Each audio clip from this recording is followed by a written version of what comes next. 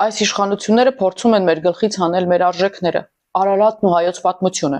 Ցեղասպանության ու պահանջատիրության հարցը հանեցին օրակարգից ու ցեղասպանության հարցը ջրեցին, որպեսզի Էրդողանին հաջողանան ու հայ-թուրքական սահմանը բացվի։ Արցախը հայաթափելուց հետո ստիպում են Արցախ բառը չարտաբերել ու դրոշը մոռանալ։ Որպեսզի Ալիևը խաղաղվի ու հանգիստ վայելի։ Խտում են հրաժարվենք այն ամենից, ինչը հային հայ է պահել հազարամյակներ։ Պատմություն չունեցող Ալիևը հենվում է իր հորինած կեղծ պատմության վրա, իսկ մեր հազարամյա պատմությունից հրաժարվում է մեր իսկ վարչապետը։ Տեսնելով այդ ուրացումը, թշնամին զգաց, որ իր դեմ խաղ չկա ուժեղ դիմադրություն, որ սա թույլ ղեկավար է եւ մտել է խաղի մեջ ու քայլ առ քայլ փորձում է հասնել իր նպատակին։ Այս որ հանուն խաղաղության չի թույլատրվում նույնիսկ Արցախ բառն արտաբերել։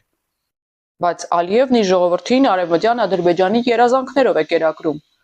Մտավորականությունը, նկարիչները գործի են անցել, ցուցահանդես են բացել Արևմտյան Ադրբեջան ու ողջ Հայաստանի տարածքն են իրենց նկարներում պատկերում եւ Արարատ սարը,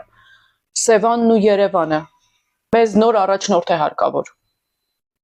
Բանակցողը պետք է փոխվի։ Եվն օգտագործեց սրա դիվանագիտական անկարողությունը, Արցախը գրավելուց հետո անցավ Հայաստանին, 5 տարի Հայաստանի Հանրապետության սուվերեն տարածքից դուրս չի գալիս, գրավելով մի քանի բարձունքներ, հասել է Կապան։ Գիտեք, թե ինչ երազանքներով է իր ժողովրդին սնում Ալիևը, իսկ մեր իշխանությունների հետ կեղծ խաղաղության դերի մեջ է մտել, ու եթե սա մնա, այս կեղծ խաղաղության գինը շատ թանկ ենք վճարելու։ Աստված ոչ անի, որ սա փաստաթուղթ ստորագրած լինի մեր տարածքներին վերաբերող։ Այդժամ նոր ղեկավարն էլ դրա տակից դուրս չի կարող գալ։ Իրականում սա հայտնվել է թուրքական թակարդում, մենք էլ հետը։ Խճճվել է ու կեղծ խաղաղության քարոզով մեր արժանապատվության հաշվին աշխատում է աթոռը պահել։ Էրդողանը եւ Ալիևը ձգտում են, որ կրկին